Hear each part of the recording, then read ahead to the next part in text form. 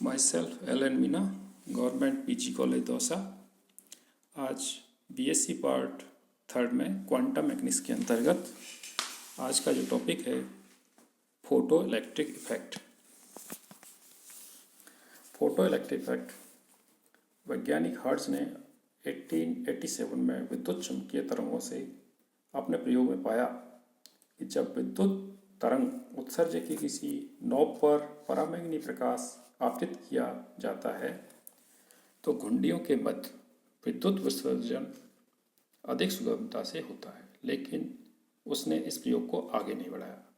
उसके बाद में वैज्ञानिक हॉलबॉस और लेनार्ड ने और भी वैज्ञानिक थे, उन्होंने सिद्ध किया कि जब किसी धातु पर पृष्ठ पर पराबैंगनी प्रकाश गिरता है तो उसमें से आवेशित कण निकलते हैं, और लेनार्ड ने 1900 में इन कणों का Q/m आवेश बटे द्रव्यमान अनुपात ज्ञात कर निष्कर्ष निकाला कि ये कण इलेक्ट्रॉन हैं।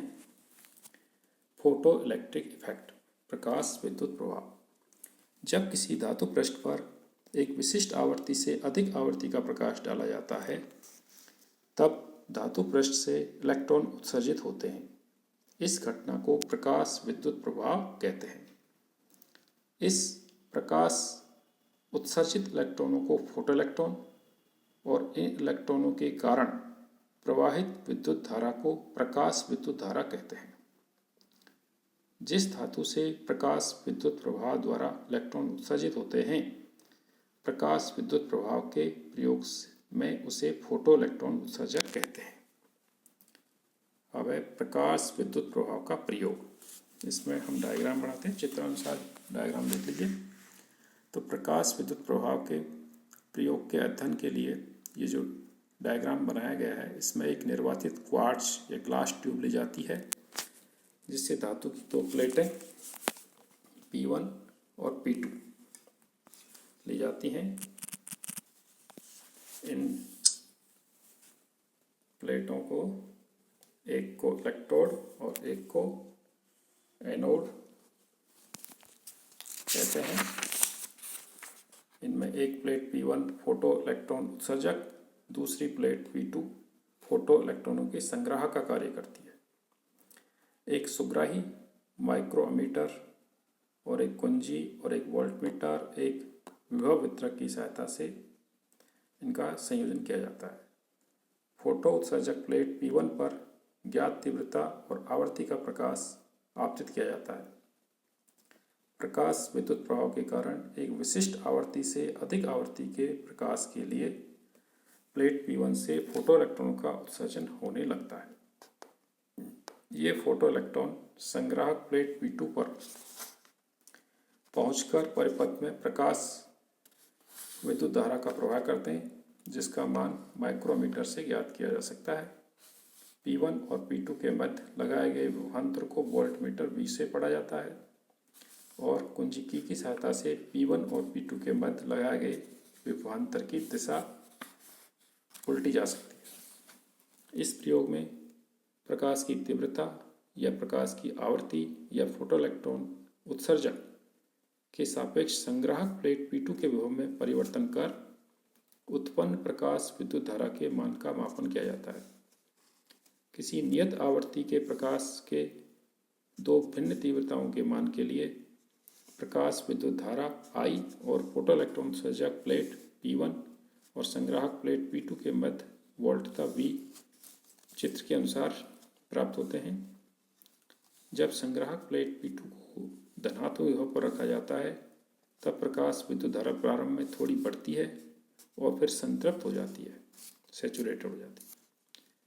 जब संग्राहक प्लेट P2 को ऋणात्मक रखा जाता है तब प्रकाश विद्युत धारा एकदम शून्य नहीं होती। यद्यपि फोटो इलेक्ट्रॉन संग्राहक प्लेट P2 पर प्रतिकर्षित किए जाते हैं, लेकिन अधिक गतिज ऊर्जा वाले इलेक्ट्रॉन प्लेट P2 पर पहुंच ही जाते हैं और प्रकाश विद्युत धारा में अपना योगदान करते हैं। एक स्थिति ऐसी आती है जब प्लेट P2 पर ऋणात्मक विभव -V0 इतना हो जाता है कि अधिकतम गतिज ऊर्जा वाले फोटो इलेक्ट्रॉन भी संग्राहक प्लेट P2 पर नहीं पहुंच पाते। तब प्रकाश विद्युत धारा का मान शून्य हो जाता है। V0 को निरोधी विभव या स्टॉपिंग पोटेंशियल कहते हैं। चित्र के अनुसार यदि प्रकाश आवृत्ति स्थिर रखी जाए तो निरोधी विभव प्रकाश तीव्रता पर निर्भर नहीं करता है। तो भिन्न भिन्न पदार्थों के लिए निरोधी विभव भिन्न भिन्न प्राप्त होता है। फोटो इलेक्ट्रिक इफेक्ट के नियम जो मुख्य प्रायोगिक परिणाम निकले वो क्या है। पहला, जब आपतित प्रकाश की आवृत्ति निश्चित रखी जाती है तब प्रकाश विद्युत धारा आपतित प्रकाश की तीव्रता के समानुपाती होती है। नेक्स्ट, सेकंड, जब आपतित प्रकाश की आवृत्ति निश्चित रखी जाती है तब निरोधी विभव V0 प्रकाश तीव्रता पर निर्भर नहीं करता है। अर्थात फोटो इलेक्ट्रॉन की अधिकतम गतिज ऊर्जा जो कि ½mv² = eV0 प्रकाश की तीव्रता पर निर्भर नहीं करती है। अर्थात फोटो इलेक्ट्रॉन की जो अधिकतम गतिज ऊर्जा है वो प्रकाश की तीव्रता पर नहीं करती है। थर्ड पॉइंट है, निरोधी विभव V0 प्रकाश की आवर्ती न्यू पर निर्भर करता है। V0 और न्यू में जो रिलेशन है वो इस प्रकार डायग्राम आता है। V = A न्यू + B, यहाँ पर A और B नियतांक हैं। नियतांक A फोटो उत्सर्जक पदार्थ पर निर्भर नहीं करता है। नियतांक B का मान फोटो उत्सर्जक पदार्थ पर निर्भर करता है।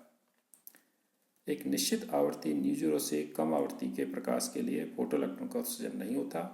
इस आवृत्ति को हम दहली आवृत्ति कहते हैं।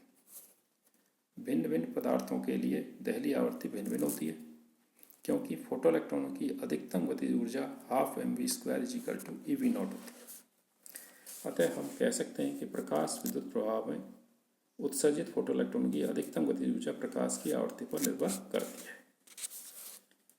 फोर्थ पॉइंट और लास्ट, जैसे ही प्रकाश आपतित किया जाता है प्रकाश विद्युत धारा प्रवाह होने लगता है। अर्थात प्रकाश के आपतन और फोटो इलेक्ट्रॉन के उत्सर्जन में कोई टाइम लैग नहीं होता, समय पश्चता नहीं होती और ये समय पश्चता बहुत कम होती है, 3 × 10⁻⁹ सेकेंड से भी कम। प्रकाश विद्युत प्रवाह को समझने में चिरसम्मत सिद्धांत की जो असफलता है वो क्या है कि चिरसम्मत तरंग सिद्धांत के अनुसार तरंग की ऊर्जा तरंग की तीव्रता के समानुपाती होती है।